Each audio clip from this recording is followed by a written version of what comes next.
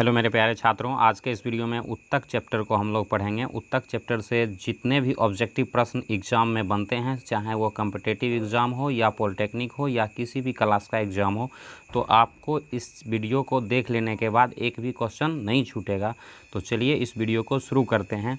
तो सबसे पहले हम लोग जो है उत्तक को समझते हैं। उत्तक क्या होता है? तो देखिए, उत्तक को इंग्लिश में टिश्यू कहते हैं। टिश्यू है ना, ये समान उत्पत्ति एवं समान कार्य को संपादित करने वाले कोशिका के समूह को ही उत्तक कहते हैं। यानी समान तरह के कार्य करने वाले कोशिकाओं के समूह को क्या कहते हैं? उत्तक कहते हैं। उत्तक कोशिका का ही समूह होता है। देखिए, शरीर की सबसे छोटी इकाई कोशिका होती है ना।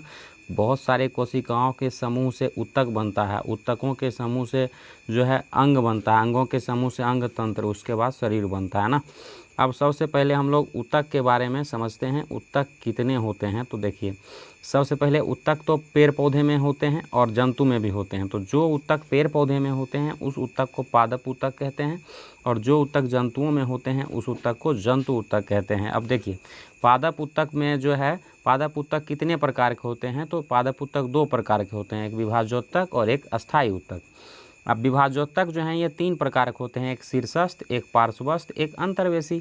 और अस्थायी उत्तक दो प्रकार के होते हैं, एक सरल अस्थायी उत्तक और एक जटिल अस्थायी उत्तक। इस तरह से, ठीक है। आगे बढ़ते हैं। तो सरल अस्थायी उत्तक भी तीन प्रकार के होते हैं, मृदु उत्तक, स्थूल कोण उत्तक और दृढ़ उत्तक। और जटिल अस्थायी उत्तक जो दो प्रकार के होते हैं, एक जाइलम और एक फ्लोएम। अगर आपको इतना नाम अगर आपको अच्छे से याद हो जाता है तो समझिए पादप उत्तक पूरा आपका कंप्लीट हो जाएगा और किसी भी एग्जाम में क्वेश्चन आपसे नहीं छूटेगा। ठीक है, इसको चाहें तो आप स्क्रीनशॉट ले सकते हैं।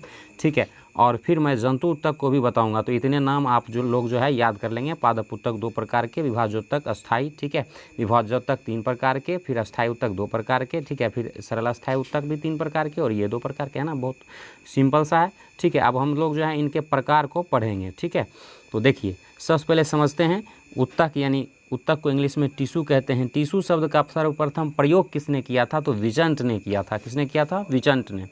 उत्तक के अध्ययन को क्या कहते हैं? तो उत्तकों के अध्ययन को हिस्टोलॉजी कहा जाता है। बहुत इंपॉर्टेंट क्वेश्चन है। हिस्टोलॉजी शब्द का सबसे पहले प्रयोग किसने किया था? तो मेयर ने किया था। कब किया था? तो 1819 ईस्वी में किया था। तो इसको आपको याद रखना है कि उत्तक के अध्ययन को हिस्टोलॉजी कहते हैं। हिस्टोलॉजी शब्द का सबसे पहले प्रयोग 1819 ईस्वी में मेयर ने किया था।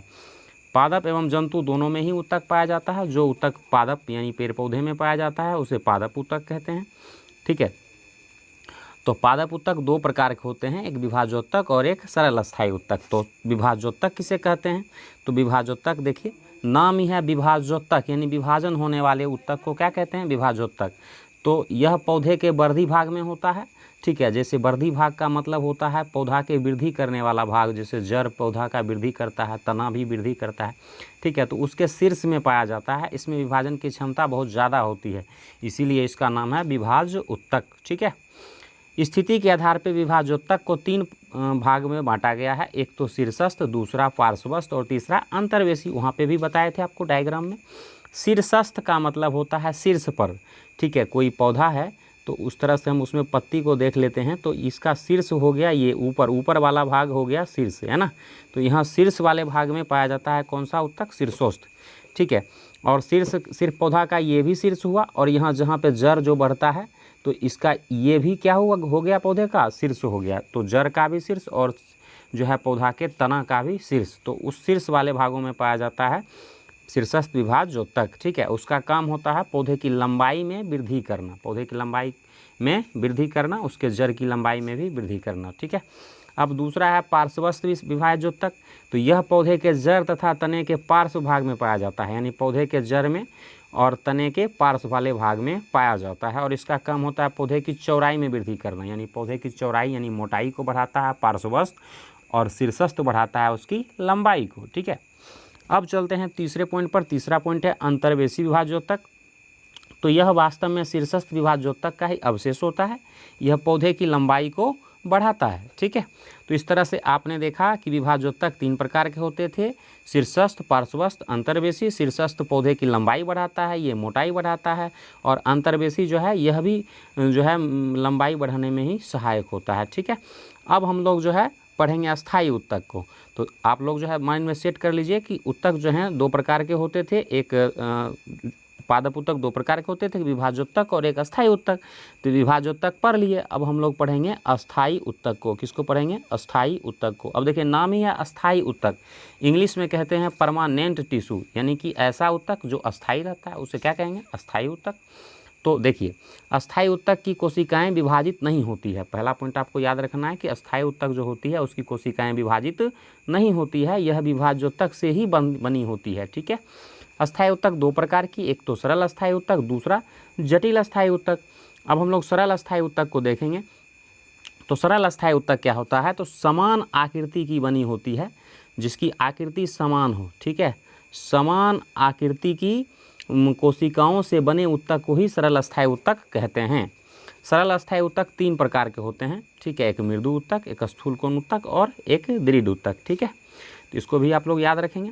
आगे बढ़ते हैं हम लोग।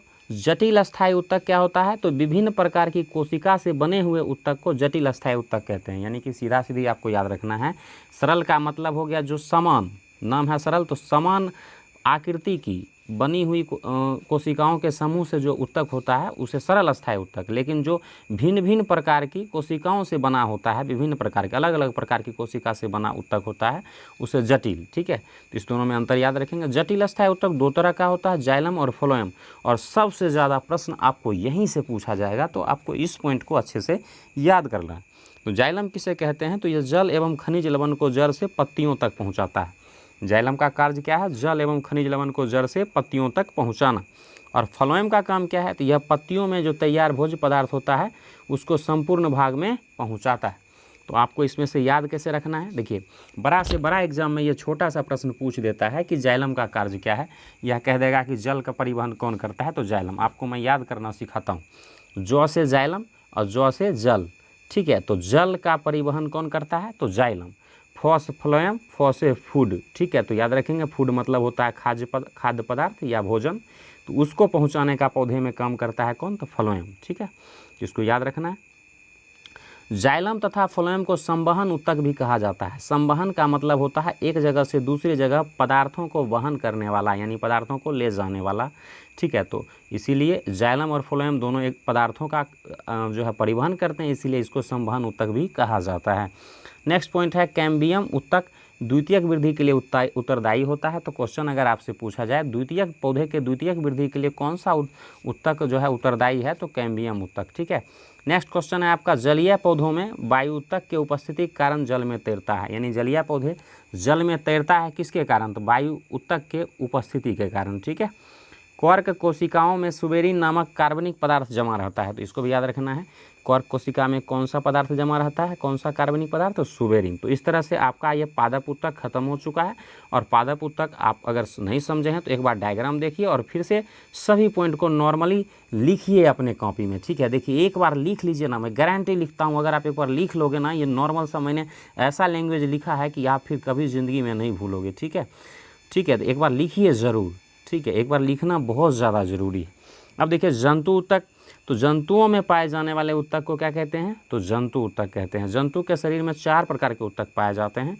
अब देखिए मैं सबसे पहले डायग्राम से आपको समझाता हूँ नीचे। ठीक है, देखिए इसमें उल्टा डायग्राम बना हुआ है, कोई बात नहीं, आप लोग जो है ऐसे करके चाहें तो छोटा कर दिया हूँ, देख सकते हैं। तो जंतु उत्तक के रेखा चित्र के द्वारा वर्गीकरण किया गया है। तो जंतु उत्तक में सबसे पहले ये 4 प्रकार के होते हैं। देखिए फर्स्ट हो गया आपका यहाँ पे उपकला या इसी का नाम एपिथेलियम, सेकेंड संयोजी, थर्ड पेशी उत्तक और फोर्थ तंत्रिका उत्तक। इस तरह से 4 प्रकार के होते हैं। अब आपका जो एपिथेलियम उत्तक है ये भी 4 प्रकार का। ठीक है, सलकाव, स्तंभाकार, घनावकार और पक्षमल। ठीक है, उसके बाद आपका संयोजी उत्तक भी जो है 3 प्रकार का, एक वास्तविक, एक कंकाल और एक तरल संयोजी। ठीक है, नेक्स्ट आपका हो गया पेशी उत्तक। पेशी उत्तक जो है ये भी 3 प्रकार का, और रेखित पेशी और हृदय पेशी। ठीक है, आगे है आपका तंत्रिका उत्तक। तो इस तरह से 4 प्रकार के जंतु उत्तक होते हैं। इन चारों प्रकार को हम लोग विस्तार से पढ़ेंगे। ठीक है, तो देखिए जंतु उत्तक किसको कहते हैं? तो जंतुओं में पाए जाने वाले उत्तक को जंतु उत्तक कहते हैं। तो फर्स्ट पॉइंट क्लियर हो गया। अब हम लोग जानते हैं कि जंतुओं के शरीर में 4 प्रकार के उत्तक होते हैं। तो 4 प्रकार कौन कौन? तो एपिथेलियम, पेशी, संयोजी, तंत्रिका। देखिए मैं आपको एक बार नाम से याद कराता हूँ। एपिथेलियम का मतलब हो गया कि हमारी शरीर के बाह्य आवरण में, यानी हमारे शरीर के आवरण में अगर पूछा जाए, त्वचा में पूछा जाए कौन सा उत्तक होता है, तो एपिथेलियम। संयोजी ऊतक कहाँ होता है, तो ये हमारे शरीर में जो है अंगों को संयोजन करके रखता है, जैसे हो गया हड्डी, रक्त, ये सब संयोजी ऊतक हो गया। ठीक है, पेशी ऊतक हो गया, यानी मांसपेशियाँ जितनी हैं वो पेशी ऊतक में आ गया। तंत्रिका ऊतक तो हमारे ये शरीर में, पूरे शरीर में फैला होता है, क्योंकि इसी के द्वारा हमारे शरीर के अंगों का नियंत्रण होता है। ठीक है, तो अब हम लोग जो है बारी बारी से इसको देखते हैं। तो पहला है उपकला या एपिथेलियम ऊतक। तो यह ऊतक शरीर के विभिन्न अंगों को बाहरी या भीतरी आवरण बनाता है। इसका मुख्य कार्य सुरक्षा करना होता है, विसरण और अवशोषण होता है। ठीक है, सेकेंड पॉइंट है संयोजी ऊतक। यह अन्य ऊतकों को एक साथ बांधकर उन्हें मजबूती और सहायता प्रदान करता है। ठीक है, संयोजी ऊतक यानी अन्य अंगों को एक साथ जोड़ करके मजबूती प्रदान करता है। और संयोजी ऊतक के अंतर्गत उदाहरण के रूप में आ गया कौन कौन, तो हड्डी यानी अस्थि, उपास्थि, रक्त, लसिका, और इसके साथ साथ एरियोलर ऊतक और एरिपोज ऊतक। तो ये सब संयोजी ऊतक के उदाहरण हैं, और एग्जाम में ऐसे प्रश्न पूछ लिए जाते हैं कि रक्त किस ऊतक का उदाहरण है, तो आप आसानी से बता सकते हैं तरल संयोजी ऊतक है, क्योंकि रक्त पतला होता है। ठीक है, नेक्स्ट आपका हो गया तीसरा पेशी ऊतक।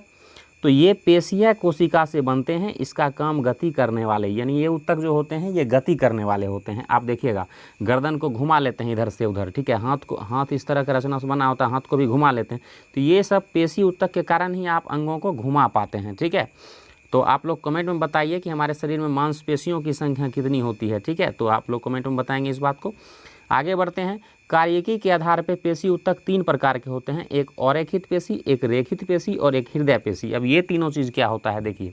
तो अरेखित पेशी का मतलब हो गया ऐसा पेशी जिसमें रेखित नहीं है। ठीक है, तो यह जो है अरेखित पेशी होता है। यह आहार नाल की भित्ति में पाया जाता है, आंत में, वृषण में, मूत्राशय में। तो यहाँ की जो रक्त वाहिनियों में, तो यहाँ की जो पेशियाँ होती हैं वो अरेखित पेशी होती हैं। ठीक है, तो याद रखेंगे आप लोग। ठीक है, इसके साथ साथ रेखित पेशी जिसमें रेखित हो। ठीक है, तो रेखित पेशी जंतु के कंकाल से जुटी रहती है। तो मूल रूप में ये कंकाल तंत्र में पाया जाता है, और ये बहुकोशिकीय होता है। ठीक है, और वो अरेखित वाला एक कोशिकीय होता था। अब हृदय पेशी की बात करें तो इस पेशी से हृदय की भित्ति यानी दीवार बनी होती है। किससे? हृदय पेशी से।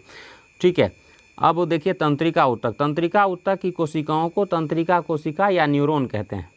तंत्रिका ऊतक की जो कोशिका होती है उसको तंत्रिका कोशिका कहते हैं, या तो उसी को न्यूरॉन कहते हैं। ठीक है, और इसमें जो जीवद्रव्य उपस्थित होता है उस जीवद्रव्य को न्यूरोप्लाज्म कहते हैं। ठीक है, प्रत्येक न्यूरॉन के 3 भाग होते हैं। न्यूरॉन इस तरह से रचना बना होता है। ठीक है, इस तरह से है ना, इस तरह से रचना बना होता है। इस तरह से नीचे जगह नहीं है, आप बना सकते हैं चाहे तो।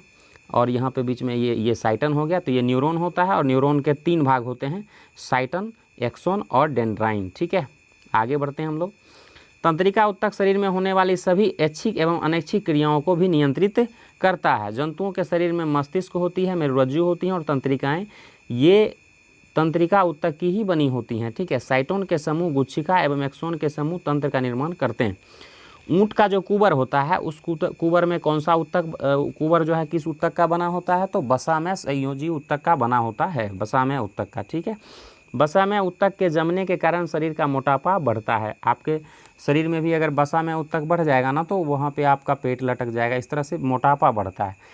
वसामय ऊतक शरीर को गर्म रखने हेतु भी उत्तरदायी होता है। शरीर गर्म रहता है। आप देखोगे ज़्यादा जो तेलीय चीज़ जो ज़्यादा खाता है उसके शरीर में ज़्यादा वसा, फैट ज़्यादा जमा हो जाता है, उसको शरीर ज़्यादा गर्म रहता है ना। रक्त जो होता है वह तरल संयोजी ऊतक होता है। ठीक है, शरीर के अंदर कोशिका के मृत्यु को क्या कहते हैं, तो नेफ्रोसिस कहते हैं। ठीक है, इस पॉइंट को भी याद रखेंगे। पीला तंतुमय ऊतक लिंगामेंट का निर्माण करता है। ठीक है, लिंगामेंट अस्थियों को हड्डियों से यानी अस्थियों से जोड़ता है। तो ये प्रश्न देखिए दोस्तों, सबसे इंपॉर्टेंट आपके लिए ये दोनों प्रश्न है, और कई सारे एग्जाम में मैंने भी बनाया है, आपसे भी पूछे जा सकते हैं। ठीक है, तो क्वेश्चन अगर आपसे पूछा जाए अस्थियों को पेशियों से कौन जोड़ता है, तो टेंडन। टेंडन का काम है हड्डियों को हड्डियों को पेशियों से जोड़ना। और अगर हड्डी को हड्डी से तो लिंगामेंट। हड्डी को हड्डी से कौन जोड़ता है, तो लिंगामेंट। याद कैसे रखेंगे, तो याद रखिए हड्डी हड्डी दोनों एक जैसा है, लिंक तो लिंगामेंट। अस्थि या पेशी अलग अलग है, अस्थि मतलब हड्डी और पेशी मतलब मांसपेशी, दोनों अलग अलग है। तो ये टेंडन। ठीक है, मानव शरीर में मांसपेशी की कुल संख्या कितनी होती है, तो 639 होती है। इस तरह से, तो इस तरह से हमने ऊतक को डिटेल में पढ़ा। अब इससे मैं उम्मीद करता हूं कि अगर आप इतना पॉइंट याद रखेंगे तो एक भी क्वेश्चन परीक्षाओं में नहीं छूटेगा और बेसिक रूप से आप कम से कम इतना तो समझ पाए कि उत्तक क्या होता है, पादप उत्तक क्या होता है, पादप उत्तक कितने प्रकार के होते हैं और फिर जंतु उत्तक क्या होता है और वो भी कितने प्रकार के होते हैं। तो आप लोग जो है इस वीडियो को अपने दोस्तों के पास शेयर कीजिए। इस चैनल पर नए हैं तो चैनल को प्लीज़ सब्सक्राइब कीजिए। मिलते हैं नए वीडियो में, तब तक पढ़ते रहिए। संस्कृत का भी सीरीज जल्द ही आएगा और अगर आप लोगों को किसी और टॉपिक पे वीडियो चाहिए तो कमेंट में भी बताइए। धन्यवाद।